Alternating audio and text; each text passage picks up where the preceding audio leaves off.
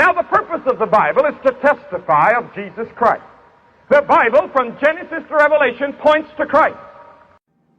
The Bible is true in a very strange way.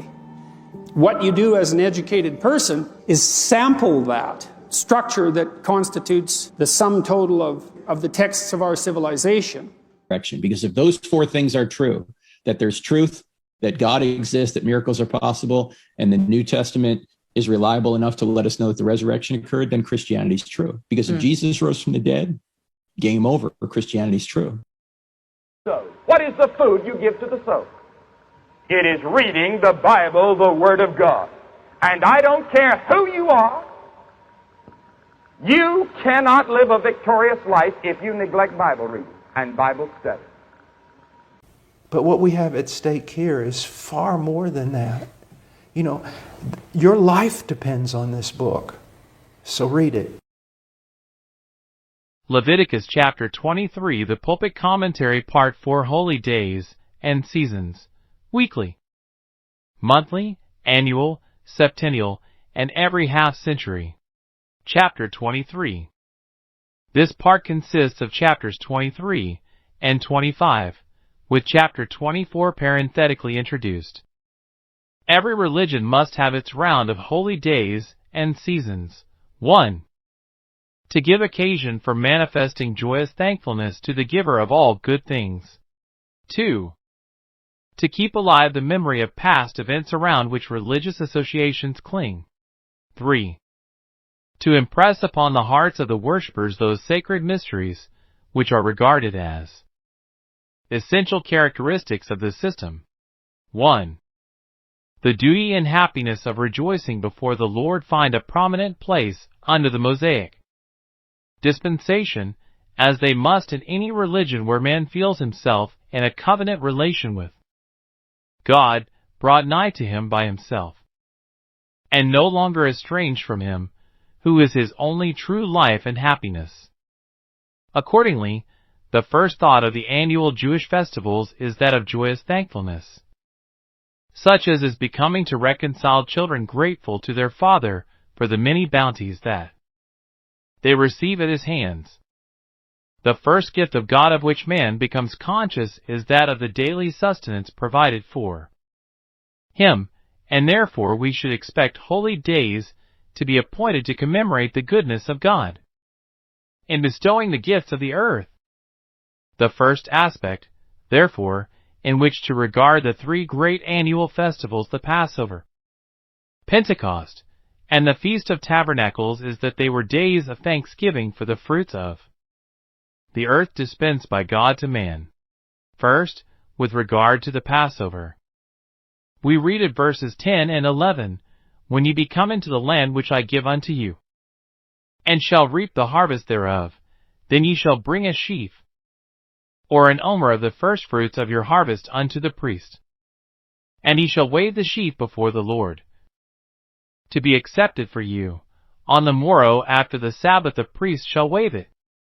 The words, the morrow after the Sabbath, mean, as we shall see, the day after the first day of unleavened bread, that is, the second day of the feast, Nisan 16, which fell early in April, when the first barley was ripening in Palestine. On the 14th day of Nisan, the day of the paschal sacrifice, a certain quantity of standing barley was marked off, by men specially appointed for the purpose, in a field plowed the previous autumn, and sown at least 10 weeks before the Passover, but not prepared artificially in such a way as to hasten the crop.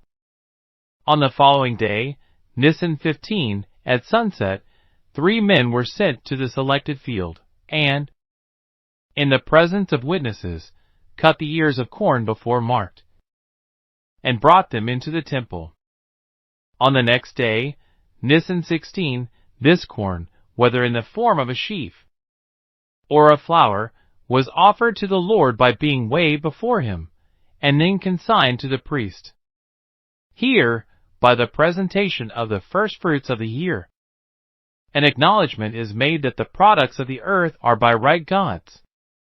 This is one of the objects of the feast of the Passover, Secondly, as to Pentecost, after the sheaf, or omer, had been offered on Nisan 16, it was allowable to make the New Year's barley into bread. But the dedication of the grain crops was not complete until a portion of the wheat crop had also been offered. This was done a week of weeks later, at the Feast of Pentecost, 49 days after the presentation of the barley, and 50 days after the first day of unleavened bread. On this day, 2 leavened loaves, of the same size as the showbread loaves, were weighed before the Lord, and then delivered to the priest. These loaves were made out of ears of corn selected, and reaped as the barley had been 7 weeks before, and then threshed and ground in the temple. They were regarded as the first fruits of the wheat harvest, though they were not made of the first cut wheat. And from their presentation, the festival has the name of the Feast of Harvest, Exodus chapter 23. Verse 16, the Feast of the First Fruits of the Wheat Harvest, Exodus chapter 24 verse 22, the day of the First Fruits, Numbers chapter 28 verse 26, while, from its date relatively to the Passover, it is called the Feast of Weeks, Exodus chapter 34 verse 22, Deuteronomy chapter 16 verse 10. The name, Feast of Pentecost, is found only in the Apocrypha Tobit chapter 2 verse 1, 2 Maccabees chapter 12 verse 32, and in the New Testament Acts chapter 2 verse 1, Acts chapter 20 verse 16, 1 Corinthians chapter 16 verse 8. The meat offerings might not be made of the New Year's flour until these 2 loaves had been offered. Thirdly, with regard to the Feast of Tabernacles, the festivals connected with the seasons of the year and the products of the soil were not ended until the Feast of Ingathering, Exodus chapter 23 verse 16, Exodus chapter 34 verse 22, or Tabernacles verse 34, Deuteronomy chapter 16 verse 13, Ezra chapter 3 verse 4, Zechariah chapter 14 verse 16, Jeremiah chapter 7 verse 2, had been celebrated. This festival occurred about the beginning of October, and commemorated the final gathering in of all the fruits of the year, especially of the olives and the grapes. It was observed by a general dwelling in booths made of the branches of palms, willows, olives, pines, myrtles, and other close-growing trees. Verse 40, Nehemiah chapter 8 verse 15, in which all the Israelite males, with the exception of the sick, lived for 7 days, and kept harvest home. 2. The second aspect in which to regard the Annam festivals is the historical one. The Passover is characterized by its historical associations to a greater degree than either of the other festivals. The whole national life of the Israelites received its character from the Egyptian Exodus, and accordingly the anniversaries of their religious year began with its commemoration. It was the events which had taken place in Egypt which gave to the Paschal sacrifice and the Paschal feast their primary signification. And while to us the Passover festival serves as a proof of the truth of those events, to the Jew it served as a memorial of them, preventing them from ever being forgotten or disregarded. Compare Exodus chapter 13 verses 3 through 16. The ancient Christian fathers suggested that the Feast of Pentecost commemorated the institution of the old dispensation at Sinai, as, to Christians, it recalled the institution of the new law by the gift of the fiery tongues at Jerusalem. This suggestion was adopted by Maimonides and the later school of Hebrew commentators, and it is a very probable conjecture, but as no appearance of it is found in the Old or New Testaments, nor even in early Hebrew writers, it cannot be regarded as a certainty. Historically, the Feast of Tabernacles is generally considered to commemorate the dwelling in tents throughout the 40 years wandering in the wilderness. But if this were so, it would have been called the Feast of Tents, for the words tent and tabernacle differ, And the Israelites did not dwell in tabernacles in the wilderness. Rather, it commemorates the first encampment of the Israelites after setting forth from Egypt, which took place at Sukkot, the meaning of which word is tabernacle. Exodus chapter 12 verse 37. Thus, as the event historically associated with the first harvest festival, the Passover, was the setting forth from Egypt, that associated with the last, the Feast of Tabernacles, was the resting at the end of the first day's journey at Sukkot, where the people now felt that they were free, and began to rejoice in their freedom. 3. The typical character of the feasts, as well as their historical character, is more apparent in the Passover than in the other two feasts. St. Paul's testimony on this point is sufficient, for even Christ our Passover is sacrificed for us. Therefore let us keep the feast, not with old leaven, neither with the leaven of malice and wickedness, but with the unleavened bread of sincerity and truth. 1 Corinthians chapter 5 verse 7. Here we have the typical character of the Paschal Lamb, and of the Feast of Unleavened Bread, authoritatively declared to us. The blood of the Lamb slain on the night before the Exodus, being the means whereby the Israelites were delivered from the destruction which fell on all the rest of the inhabitants of the land, typified the still more efficacious bloodshedding by which the redemption of Christ's people was wrought. The Feast of Pentecost, if it commemorated the gift of the law at Mount Sinai, pointed thereby to the giving of the better law on the day when the Holy Ghost descended upon the apostles in Jerusalem, and in any case, as a feast of firstfruits, it was emblematic of those firstfruits of the Christian church presented to God on that day. Acts chapter 2 verse 41. The Feast of Tabernacles, in which God's people commemorated their rejoicing in their newly found liberty after the slavery of Egypt, awaits its full typical fulfillment in the spiritual joy of the redeemed after they have been delivered from the burden of the flesh and the sufferings of the world. But its typical meaning is partially fulfilled in the blessed peace and joy spread abroad in the hearts of the children of God by reason of their adoption in Christ, whereby we have obtained an inheritance with the saints. Ephesians chapter 1 verses 11 and 18. In the annual fast held on the 10th of Tisri, the great day of atonement, the typical element outweighs any other. The present and the past sink away in comparison with the future.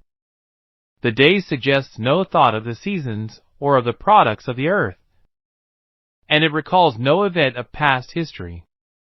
It teaches a lesson the need of reconciliation, and by the entrance of the high priest into the Holy of Holies with sacrificial blood, and by the ceremony of the scapegoat, it typically foreshadows how that reconciliation is to be effected.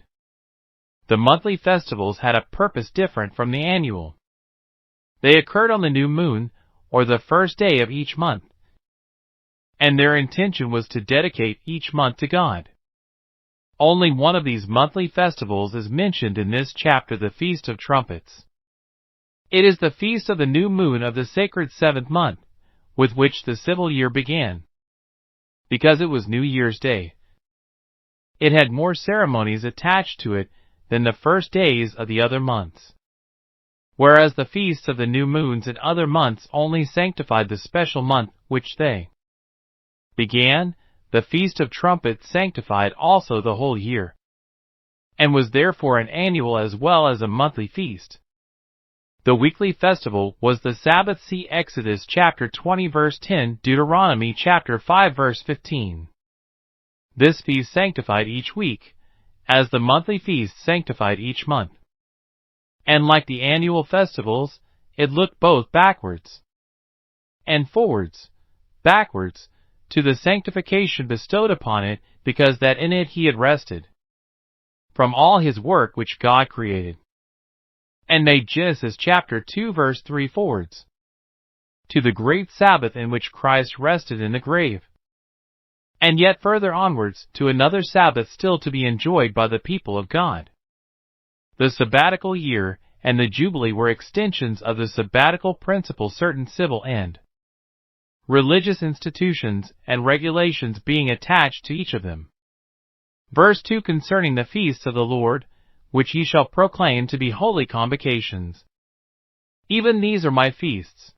The translation should rather be, the appointed times which ye shall proclaim to be holy convocations, these are my appointed times. The appointed times Moedan include the great fast as well as the festivals, and the weekly and monthly as well as the annual holy days. The primary purpose with which the following enumeration of holy days is introduced is to give a list of the holy convocations, while the Israelites were still dwelling in the wilderness. A holy convocation appears to have been a religious assembly of all the males in the court of the tabernacle. After the settlement in Canaan, a religious gathering for prayer, or festive rejoicing in all their dwellings, that is, wherever they lived, would have satisfied the command to hold a holy convocation, except on the 3 great festivals, when all who could kept the feast at Jerusalem. There were in all 7 holy convocations in the year, besides the Sabbath, namely, the first and last days of unleavened bread, the feast of Pentecost, the Day of Atonement, the Feast of Trumpets, the first and last days of the Feast of Tabernacles. Verse 3, the 7th day is the Sabbath of rest. This is a very strong expression, literally, the Sabbath of Sabbatism, which doubles the force of the single word. Ye shall do no work therein. The Sabbath and the Day of Atonement were the only days in which no work might be done, whereas on the other festivals it was only no servile work that might be done. It is not to be observed solely where the tabernacle is pitched, or the temple is built, but in every town and village of Canaan in all your dwellings. In the sanctuary itself the peculiar characteristics of the Sabbath were a holy convocation, the renewal of the showbread, and the burnt offering of 2 lambs with their meat, and drink offerings. Numbers chapter 28 verses 9 and 10. Elsewhere it was observed only by the holy convocation and rest from all labor. It commenced at sunset on Friday evening, and continued till sunset on Saturday evening. In later days, the hour at which it began was announced by 3 blasts of the priests' trumpets, immediately after which a new course of priests entered on their ministry. Verse 4. This verse repeats the statement, or heading contained in verse 2, with reference to the annual holy day, the Sabbath having been disposed of in verse 3. Verse 5. In the 14th day of the first month at even is the Lord's Passover. The month of Nisan was made the first month of the religious year in consequence of the original Passover having taken place in it. Exodus chapter 12 verse 2. On the occasion of the first, or Egyptian, Passover, all heads of a family, either singly, or 2 or 3 heads of families in conjunction, provided themselves with a lamb, or a kid on the 10th day of Nisan, killed it in the evening of the 14th, and, taking a bunch of hyssop, dipped it in the blood and struck the lintel, and 2 side posts of the doors of their houses with the blood. They then roasted the animal whole for eating, added to it unleavened bread, and garnished it with bitter herbs. They made themselves ready to eat it by dressing themselves for a journey, with their loins girded, their shoes on their feet, and their staff in their hands. Exodus chapter 12 verse 11. And thus they ate it in haste, in a standing position. The meaning of the ceremony is explained by what was taking place at the same time. On the same night, after the blood had been sprinkled upon the lintel and side posts, God slew the firstborn of all who had not exhibited this symbol of their having been brought into covenant with himself. And the Israelites set off hurriedly on their departure from Egypt. It was commanded that the day should be kept hereafter in like manner as a memorial. and that the following 7 days should be kept as a feast of unleavened bread. Exodus chapter 12, verses 14 and 15. This command is here concisely repeated, as it is again repeated in Deuteronomy chapter 16 verses 1 through 8. One very considerable change was, however, necessarily made in the method of its observance. Originally, each head of a household, or combination of households, sacrificed the lamb himself, and sprinkled the blood upon the doorposts and lintel. But after the establishment of the Aaronic priesthood, and the withdrawal of the priestly authority previously vested in each head of a house, chapters 8 and 9, and after the stringent prohibition of sacrificing elsewhere than in the court of the tabernacle had been issued, chapter 17, this could not continue. Accordingly, we find in the book of Deuteronomy the direct injunction, "Thou mayest not sacrifice the Passover within any of thy gates, which the Lord thy God giveth thee, but at the place which the Lord thy God shall choose to place his name in. There thou shalt sacrifice the Passover at even, at the going down of the sun, at the season that thou camest forth out of Egypt." Deuteronomy chapter 16 verses 5 and 6. A result from this rule was that every male Israelite had to present himself at Jerusalem, and there slay his lamb on the day of the Passover, which in the time of Nero brought between 2 and 3 million pilgrims to Jerusalem each year. The crowd of pilgrims took their way to the temple, and were admitted into the court in 3 divisions. There they slew each man his lamb, while the priests offered the blood on the altar, and the Levites sang the Hallel Psalm 113 through 118. Then they bore away the lambs, roasted them whole on a spit of pomegranate wood, taking care that no bone should be broken, and prepared the Paschal supper. At the supper, as well as at the sacrifice, a change of manner was introduced. As the guests gathered round the Paschal table, they came no longer, as at the first celebration, with their loins girded, with shoes on their feet, and a staff in their hands, that is, as travelers waiting to take their departure. On the contrary, they were arrayed in their best festive garments, joyous, and at rest, as became the children of a king. To express this idea, the rabbis also insisted that the Paschal supper, or at least part of it, must be eaten in that recumbent position with which we are familiar from the New Testament. For, say they use this leaning posture as freemen do, in memorial of their freedom. And again, because it is the manner of slaves to eat standing. Therefore now they eat sitting and leaning, in order to show that they have been delivered from bondage into freedom. And finally, no, not the poorest in Israel may eat till he has sat down leaning. But though it was deemed desirable to sit leaning during the whole Paschal supper, it was only absolutely enjoined while partaking of the bread and the wine edershem, temple service. The essentials of the Paschal feast were the Paschal lamb, the unleavened bread, and the bitter herbs. Exodus chapter 12 verse 8.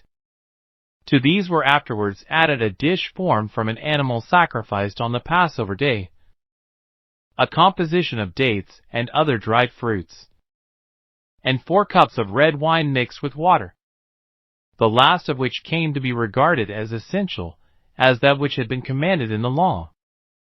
The Rabbi Gamaliel is reported by the Mishnah to have said, "Whoever fails to explain 3 things in the Passover fails to fulfill his duty.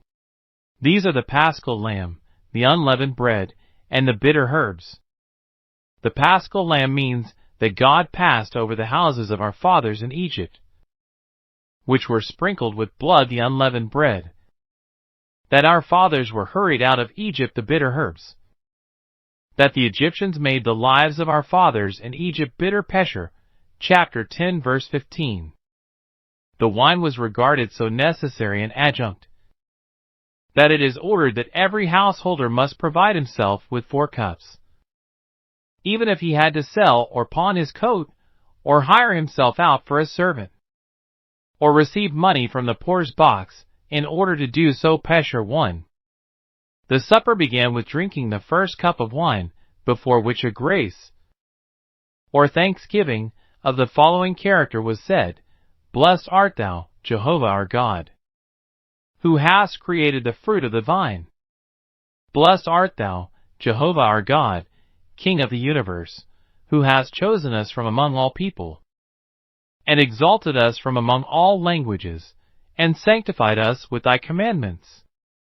And thou hast given us, in love, the solemn days for joy, and the festivals, and appointed seasons for gladness. And this, the day of the feast of unleavened bread, the season of our freedom, a holy convocation, the memorial of our departure from Egypt. For us hast thou chosen, and us hast thou sanctified from among all nations. And thy holy festivals with joy, and with gladness hast thou caused us to inherit. Blessed art thou, O Lord, who sanctifiest Israel and the appointed seasons. Blessed art thou, Lord, King of the universe, who hast preserved us alive, and sustained us, and brought us to this season Edersheim temple service. After drinking the first cup, there followed a general washing of hands, after which the company ate some of the bitter herbs. Then the second cup was filled. And in order to carry out the injunction of Exodus chapter 12 verses 26 and 27, the youngest member of the company inquired, What mean ye by the service? And the president of the feast replied, It is the sacrifice of the Lord's Passover, who passed over the houses of the children of Israel in Egypt, when he smote the Egyptians, and delivered our houses. At the same time, he explained the purport of the unleavened bread and the bitter herbs, and called upon the company to give thanks for what God had wrought for them, and for their fathers, ending with Psalm 113 and 114, sung by all present. The second cup was then drunk, and after second washing of hands, the unleavened bread was broken, and thanks again given, after which the pieces of bread, the bitter herbs, the other sacrificial dish if any, and the paschal lamb were partaken of in turn. The third cup was then filled, thanks were again given, and the cup was drunk. This cup had the name of the cup of blessing, owing to the blessing said over it. And it was succeeded after an interval by the fourth cup, when Psalm 115 through 118, which, with Psalm 113 and 114, made up the Hallel, were sung, followed by a prayer of thanksgiving. Verse 6. The feast of unleavened bread was instituted at the same time with the feast of the Passover. Exodus chapter 12 verses 15 through 17. And from the beginning, the two festivals were practically but one festival, never separated, though separable in idea. The Passover, strictly so called, lasted but one day. Nisan 14. The feast of unleavened bread lasted 7 days, Nisan 15 through 21. The whole made a festival of 8 days, called indifferently the feast of the Passover, or the feast of unleavened bread. The bread to be eaten throughout the festival was unleavened, in order to remind the Israelites of the historical fact that on account of the urgency of the Egyptians, the people took their dough before it was leavened, their kneading troughs being bound up in their clothes upon their shoulders. Exodus chapter 12. Verse 34. And quitted the land of their affliction in haste. Accordingly, in the book of Deuteronomy it is appointed, 7 days shalt thou eat unleavened bread therewith, even the bread of affliction, for thou camest forth out of the land of Egypt in haste, that thou mayest remember the day when thou earnest forth out of the lot of Egypt all the days of thy life. Deuteronomy chapter 16 verse 3. Verses 7 and 8. The first and the last day were to be days of holy convocation, on which no servile work might be done. It was on the first day, Nisan 15, that our Lord was crucified. The Pharisees found nothing in the holiness of the day to prevent their taking virtual part in his seizure and condemnation and death, but we are told by St. John that they themselves went not into the judgment hall, lest they should be defiled, but that they might eat the Passover. John chapter 18 verse 28. What is meant in this passage by the Passover is not the paschal lamb which had already been consumed, but probably the peace offering, or chagiga, which had to be offered and eaten on the first day of unleavened bread. The public sacrifices on each of the 7 days of the week were 2 young bullocks, 1 ram, and 7 iambs for a burnt offering, with the accompanying meat offerings, and 1 goat for a sin offering. Numbers chapter 28 verses 19 through 24. And these were followed by peace offerings made at the discretion of individuals, according to the blessing of the Lord which he had given them. Deuteronomy chapter 16 verse 17. Verses 9 through 14, a second command is given on the subject of the Feast of Unleavened Bread, respecting those ceremonies which were only to be made use of when the Israelites had reached Canaan. It has reference to the second day of unleavened bread, which is called the morrow after the Sabbath, the first day of the feast being met by the Sabbath, on whatever day of week it may have occurred. It was on this second day that the presentation of the first, or waved sheaf of barley took place, according to the command. Ye shall bring a sheaf of the first fruits of your harvest unto the priest, and he shall wave the sheaf before the Lord, to be accepted for you. On the morrow after the Sabbath the priest shall wave it, which command was fulfilled in the following manner. Already, on the 14th of Nisan, the spot whence the first sheaf was to be reaped had been marked out by delegates from the Sanhedrim, by tying together in bundles, while still standing, the barley that was to be cut down, though for obvious reasons it was customary to choose for the purpose the sheltered Ashes Valley. Across Kedron, there was no restriction on that point, provided the barley had grown in an ordinary field, of course in Palestine itself, and not in garden or orchard land, and that the soil had not been manured nor yet artificially watered. When the time for cutting the sheaf had arrived, that is, on the evening of the 15th of Nisan, even though it was a Sabbath, just as the sun went down, 3 men, each with a sickle and basket, formally set to work, but in order clearly to bring out all that was distinctive in the ceremony, they first asked of the bystanders 3 times each of these questions: Has the sun gone down? With this sickle? Into this basket? On this Sabbath? Or first Passover day, and lastly, shall I reap? Having been each time answered in the affirmative, they cut down barley to the amount of 1 ephah, or 10 omers, or 3 seahs, which is equal to about 3 pecks and 3 pints of our English measure. The ears were brought into the court of the temple Edersheim, temple service. The sheaf composed of these ears for the authorized version is right in considering that it is the sheaf, and not the omer of flour made out of the ears of barley, that is meant by. Though Josephus and the Mishnah take it the other way, was on the following day waved by the priests before the Lord, in token of its consecration, and through it, of the consecration of the whole barley crop to the Lord. With it was offered the burnt offering of a lamb, a meat offering double the usual quantity, and a drink offering. This passage and verses 18 and 37 are the only places in the book of Leviticus where the drink offering is mentioned.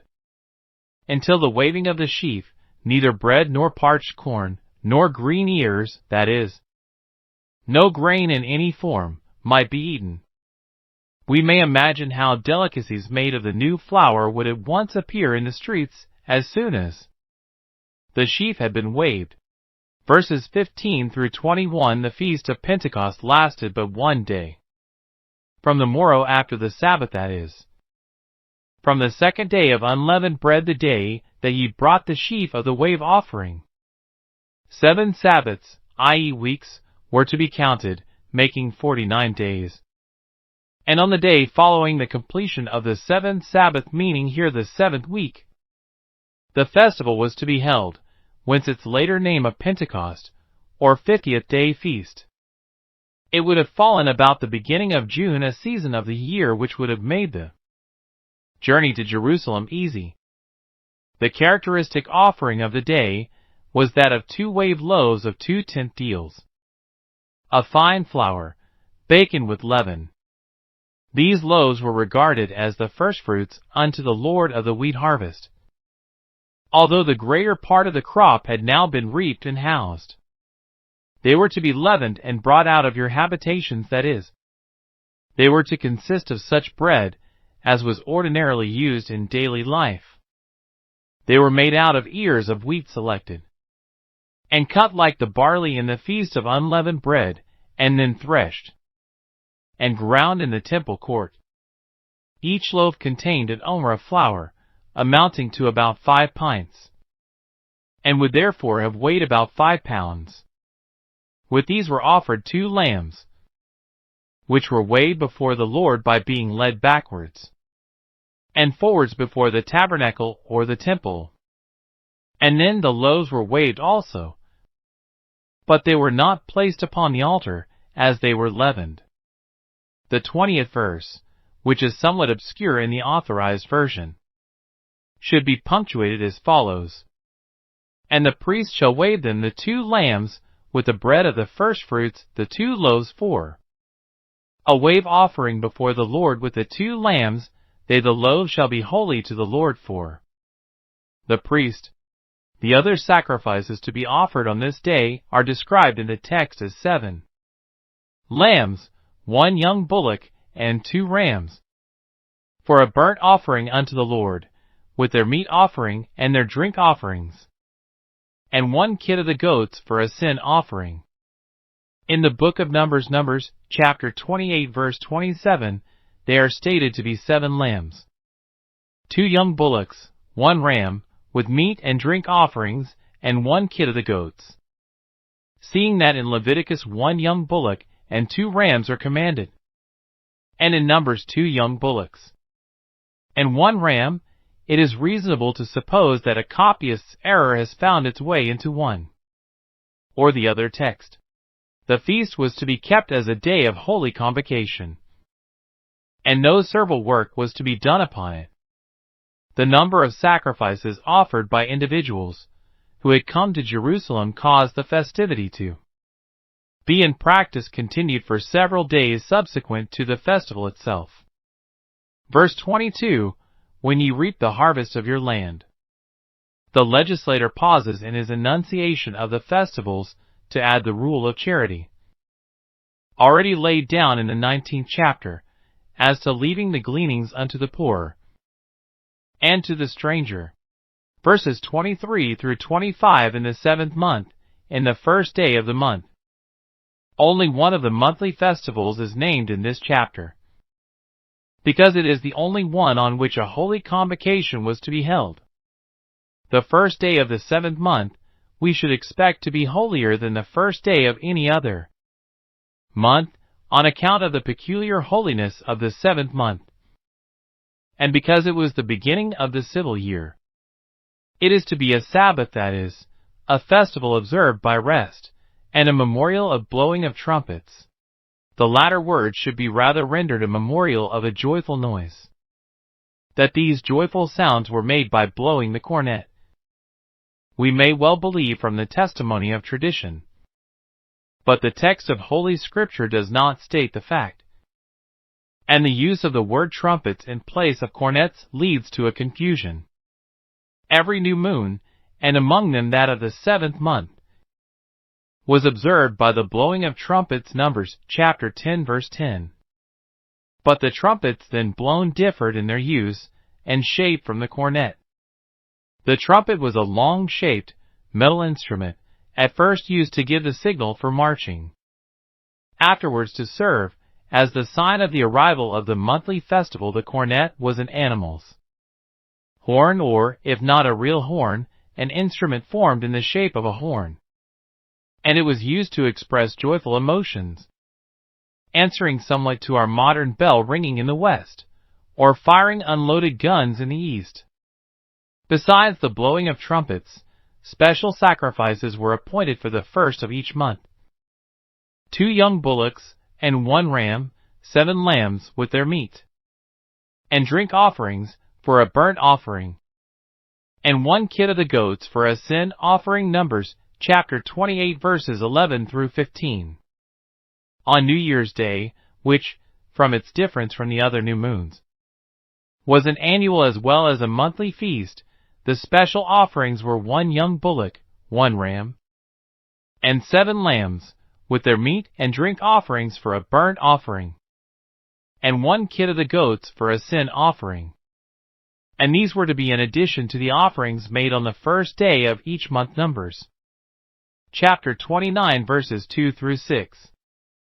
It became a custom for the Levites to chant at the morning sacrifice Psalm 81, and at the evening sacrifice Psalm 29. The great joyfulness of the day is shown by the account given of its observance in the book of Nehemiah. It was on the first day of the 7th month that Ezra read the book of the law publicly to the people, and when the people wept when they heard the words of the law, Nehemiah and Ezra and the Levites said, "This day is holy unto the Lord your God. Mourn not, nor weep. Go your way, eat the fat, and drink the sweet, and send portions unto them for whom nothing is prepared. For this day is holy unto our Lord. Neither be ye sorry, for the joy of the Lord is your strength." So the Levites stilled all the people, saying, "Hold your peace. For the day is holy, neither be ye grieved." And all the people went their way to eat, and to drink, and to send portions, and to make great mirth, because they had understood the words that were declared unto them. Nehemiah chapter 8 verses 9 through 12. Verses 26 through 32. The ceremonies to be observed on the Day of Atonement have been already described in chapter 16, where it found its place as the great purification of the people and of the sanctuary. Here it is reintroduced as one of the holy days. It is the one Jewish fast to be observed as a day of holy convocation, a day in which to afflict your souls, and to offer an offering made by fire unto the Lord, and in which no manner of work was to be done, inasmuch as, like the weekly Sabbath, it was a Sabbath of rest from the 9th day of the month at even, from even unto even. The time of year at which it was appointed shows that one purpose of its institution was to make solemn preparation for the joyous festival of tabernacles, which was to follow in 5 days' time, when the people ought to be in a state of reconciliation with God. Verses 33 through 36. The third of the great festivals. The Feast of Tabernacles, beginning on the 15th of Tisri. As the Feast of Unleavened Bread began on the 15th of Nisan, lasted 7 days, and was followed by an octave on 2 days, the first day and its octave, there is to be an holy convocation, and on these no servile work is to be done. The 8th day is also a solemn assembly. The meaning of the word Atzareth, translated as solemn assembly, is doubtful. It occurs 10 times in the Hebrew Scriptures, and appears to signify the last day of a feast. See John chapter 7 verse 37, where mention is made of the last day. That great day of the feast, to a solemn assembly held on the last day of a feast, whence it comes to mean 3, a solemn assembly. The Jews gave the name to the feast of Pentecost, as being the close of the feast of unleavened bread. On each of the 7 days of the Feast of Tabernacles was to be offered an offering made by fire unto the Lord. The sacrifices to be offered are enumerated in Numbers chapter 29 verses 12 through 38. There were to be sacrificed 2 rams and 14 lambs, and bullocks diminishing by 1 a day from 13 on the first day to 7 on the last. These formed the burnt sacrifices. The sin offering on each day was 1 kid of the goats. On the 8th day the burnt offering consisted of 1 bullock, 1 ram, 7 lambs, and the sin offering, as before, of 1 kid of the goats. Thus there were offered in all, in the 8 days, 71 bullocks, 15 rams, 105 lambs, and 8 kids, beside meat and drink offerings. Verses 37 and 38. These verses form the conclusion of the immediate subject. The feasts have been enumerated in which holy convocations are to be held, and public sacrifices offered. These sacrifices, it is explained, not including those of the Sabbath or of individual offerers. Verses 39 through 44a. Further instruction respecting the Feast of Tabernacles is appended. When ye have gathered in the fruit of the land, not necessarily at the completion of the ingathering, but at the time at which the festival is held, ye shall take you on the first day the boughs of goodly trees. The word in the Hebrew, in its literal acceptation, means fruits of goodly trees, and hence in later times a misunderstanding arose. See 2 Maccabees, chapter 10, verses 6 and 7, which led to the graceful practice of carrying in the left hand citrons, the fruit of goodly trees, and in the right hand myrtles, palms, and willows. It appears, however, that the word signifies in this place rather products than fruits, namely, leaves and branches. The command, therefore, would be, ye shall take you products of goodly trees, branches of palm trees, and the boughs of thick trees, and willows of the brooks. Originally, the purpose of these boughs was to make booths, as is shown by Nehemiah chapter 8 verses 15 and 16. Go forth unto the mount, and fetch olive branches, and pine branches, and myrtle branches, and palm branches, and branches of thick trees, to make booths, as it is written. So the people went forth, and brought them, and made themselves booths. And ye shall rejoice before the Lord your God 7 days. Accordingly we find when the feast was observed by Ezra, after the long interval from the days of Joshua, there was very great gladness. Nehemiah chapter 8 verse 17. The reason of the injunction to dwell in booths is that your generations may know that I made the children of Israel to dwell in booths, when I brought them out of the land of Egypt, that is, on the first night after they had been delivered from Egypt, and encamped at Sukkot. Exodus chapter 12 verse 37.